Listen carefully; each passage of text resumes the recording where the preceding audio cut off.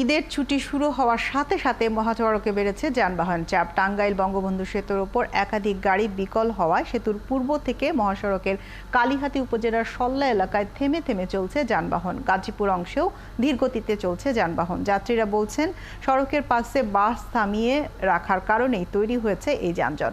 সহকর্মীদের তথ্য ও ছবিতে রয়েছে প্রতিবেদন। ঈদযাত্রা নির্বিঘ্ন করতে প্রশাসন ও সেতু কর্তৃপক্ষ বিভিন্ন পদক্ষেপ নিলেও তা কাজে আসেনি টাঙ্গাইলে। শনিবার সারা রাত মহাসড়কের এলেঙ্গা থেকে বঙ্গবন্ধু সেতু পর্যন্ত ১৩ কিলোমিটার যানজটের কারণে ভোগান্তি পোহাতে হয়েছে উত্তরাঞ্চলের যাত্রীদের।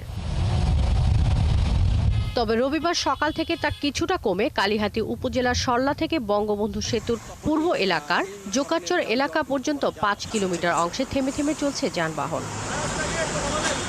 এদিকে বঙ্গবন্ধু সেতু মহাসড়কে অতিরিক্ত যানবাহনের চাপ ও সেতুর ওপর একাধিক গাড়ি বিকল হয়ে পড়ায় রবিবার যানজট তৈরি হয়।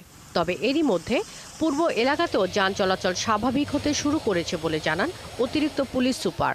আমাদের মাত্র ৪ কিলোমিটার দীর্ঘ এক গতি আছে গাড়ির, এবং তারপর থেকে একদম আমাদের সীমানা পর্যন্ত ঘুরাই পর্যন্ত কোথাও কোনো ধীরগতিও নাই, একদম স্বাভাবিক গতিতে গাড়ি আসতেছে। বেলা বাড়ার সাথে সাথে গাজীপুরের ঢাকা টাঙ্গাইল ও ঢাকা ময়মনসিংহ মহাসড়কের ভোগড়া বাইপাস থেকে চান্দনা চৌরাস্তা অংশে যানবাহন চলছে থেমে থেমে। প্রশাসন বলছে, চান্দনা চৌরাস্তায় বাসের যাত্রী ওঠাকে কেন্দ্র করে ফ্লাইওভারের শুরু থেকে শেষ পর্যন্ত যানজট দেখা যায়। এছাড়াও উত্তরাঞ্চলের বিভিন্ন গন্তব্যে যেতে অতিরিক্ত ভাড়া নেয়ার অভিযোগ করেন যাত্রীরা।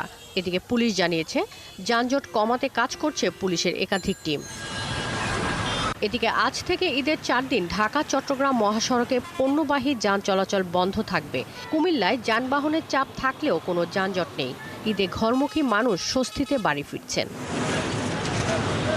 এছাড়াও ঈদযাত্রা নির্বিঘ্ন ও যানজট মুক্ত রাখতে মহাসড়ক ও আঞ্চলিক সড়কে পুলিশের পাশাপাশি দায়িত্ব পালন করছে ৩৮ জন নির্বাহী ম্যাজিস্ট্রেট।